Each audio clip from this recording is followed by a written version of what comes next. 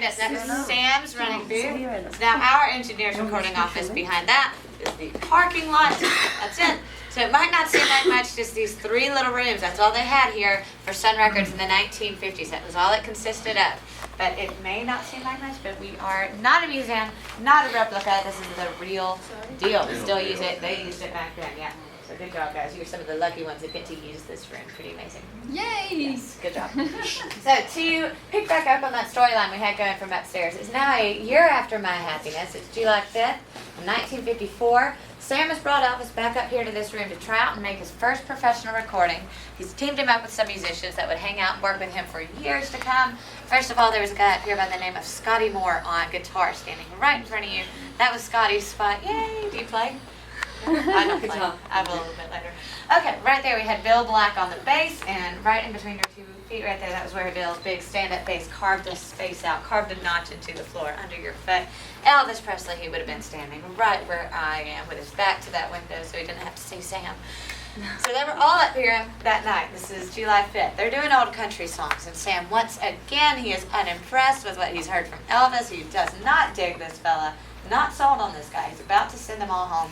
So he takes a break outside, and during this break, Elvis thinks that the pressure is off in the recording session, so he starts fooling around with his guitar. One of the songs that he's playing, maybe just to blow off some steam, it's an Arthur Big Boy Crudup song. It's called That's All Right. Sam actually likes this one. He hears it. He comes back in here, tells the guys to back it up. He makes a recording of it, and 3 days later, he sends that recording over to this funny-looking guy in the photograph, Dewey Phillips. Yeah.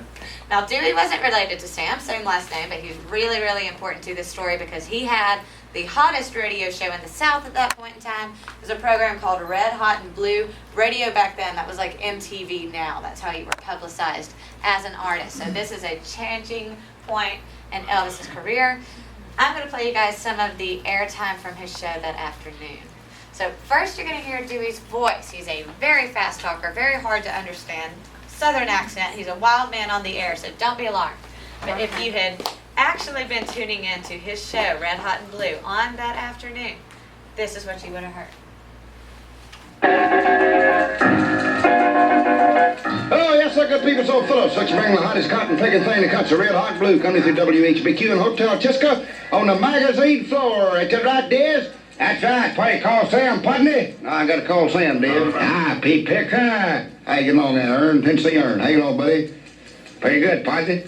Get you a wheelbarrow load of mad dogs, run them through the front door, and tell them Phillips sent you from Red, Hot, and Blue. Better than you. I got a new song we're going to play here. They're going to cut loose this new song.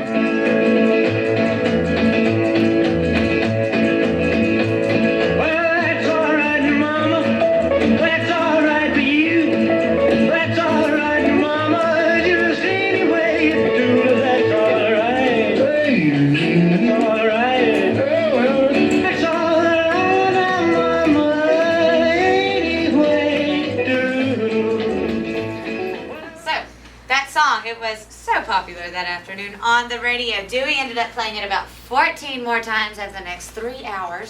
Quite excessive. Sam knew he had a hit record on his hands, so he released that to the public and he signed Elvis to a 3-year contract right here at Sun. In reality, however, Elvis would only be here for about another year and a half before Sam would go ahead and sell that contract early on to RCA for a whopping sum of $35,000. Was it true that night that he was actually, when that guy played the... Dewey? Yeah, Dewey played the song that Elvis Elvis was out at the pictures? Oh yeah, he went to a movie theater when he was debuted on the radio. He was too nervous to listen. That is true. Good job. Right. Yeah, he was too scared And to did pay they attention. interview him that night or the next day? Because they pulled him out of the... I think it was the next day they had to interview him because nobody believed that he was who he said he was. They all thought that he was a black R&B artist, and they had to interview him, and he had to tell everybody where he went to high school. So, kind of weird. But yeah, it's a really big deal. And the money for that recording contract, $35,000 at that point in time, that was an astronomical amount of money, huge amount of money, pretty much unheard of for a recording contract. So Sam, he actually didn't do too bad with that. He never regretted that decision, stood by it, and after that he was able to expand his company. He expanded Sun Records, took it national. He was also able to hire more employees, but most importantly, after the